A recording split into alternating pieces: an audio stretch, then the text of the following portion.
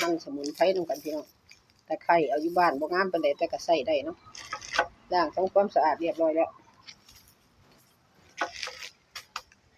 หั่นเป็นชิ้นแล้วเราก็สิเอาไปตำอีกทีนึงสมุนไพรแยกแต่ละตัวอย่างที่ด่า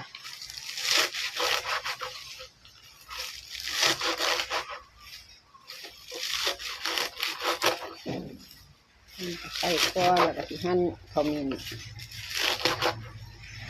วานไฟเขาปลูกไว้อ้อมเฮียนนี่คือน้ากับโบอึดห้องจักปลูกห้องหูจักใส่พี่น้องตะเก็บตะปวดตะเมื่อยเลียดล้มเดินบ่สะดวกเขาสามารถผลิตขึ้นใส่เองซอยคล้ายเส้นเอ็นสมัยตะกี้ยาสมุนเจ็บเส้นเจ็บเอ็นก็ใส่อันนี้แหละอันนี้มันเทิงใบบักกูดเทิงใบบักขามอยู่น้ำกันอันนี้มันมะกรูดเพิ่นกับบ่หลายปานใดเนาะกวงไว้ก่อนนะคะเราถึงจะเอามารวมกันแล้วก็มาตำทีหนึ่งนะคะแล้วก็เอามาห่อมะกรูดก็จะเอาแต่ผิวเพิ่นผิวมะกรูด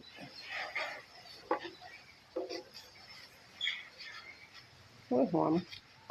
บ่ค่อยได้แก่ปานใดดอกแก่บ่ทัน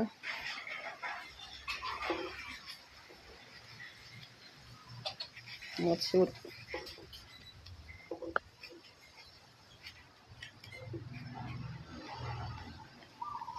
สมุนไพรใกล้ตัว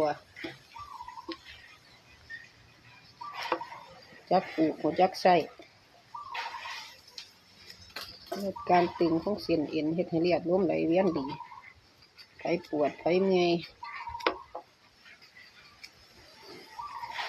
เป็นลูกประคบก่อนใหญ่ๆเป็นใหญ่ๆแล้วเขาไปหนึ่งแล้วเขาก็มาประคบ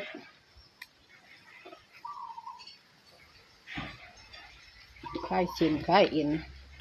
คลายความปวดเมื่อย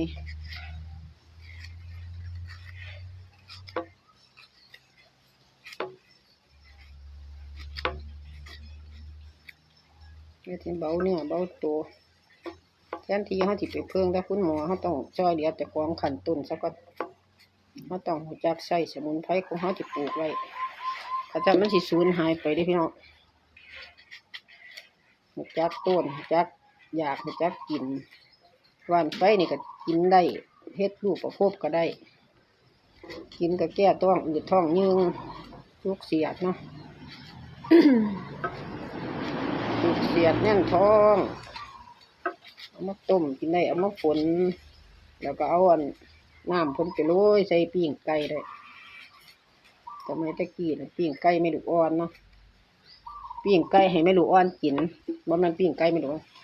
ปิ้งไก่ให้แม่ลูกอ่อนกินหมู่เฮานี่เป็นแม่ลูกอ่อนนะย่านลูกท้องอืดท้องยืงเฮาก็กินปิ้งไก่ใส่หวานไก่เขาเอามาทำความสะอาดดีๆเขาขุดมาแล้วเขาก็มาฝนเอาน้ำเพิ่นมาโห้ยลงมาหมักใส่ไก่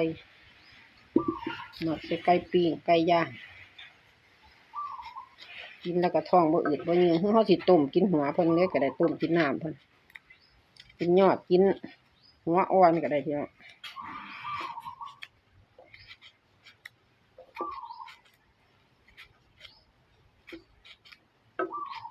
คอยเอาหัวจักใส่เนาะเขามีสมุนไพรแล้วก็ได้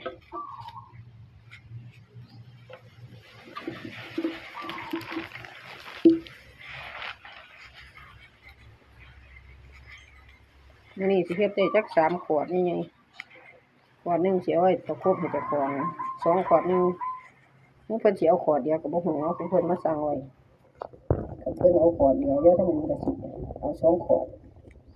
เพราะว่าสมุนไพรเฮาออกมาหลายอยู่สิได้3 ขวดใหญ่อยู่ลูกใหญ่ๆจังบ่กินง่ายเวลาเฮาไปนึ่งเอามาใส่ความร้อนสิบ่หนีไว้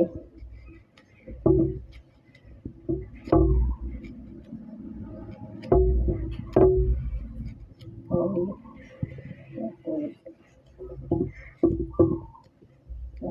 ก็ซ้ำนี่แหละพี่น้องขอบคุณทุกกำลังใจนะคะขอบคุณมากๆสมุนไพรเฮาไข่ใบบักกูดใบบักขาม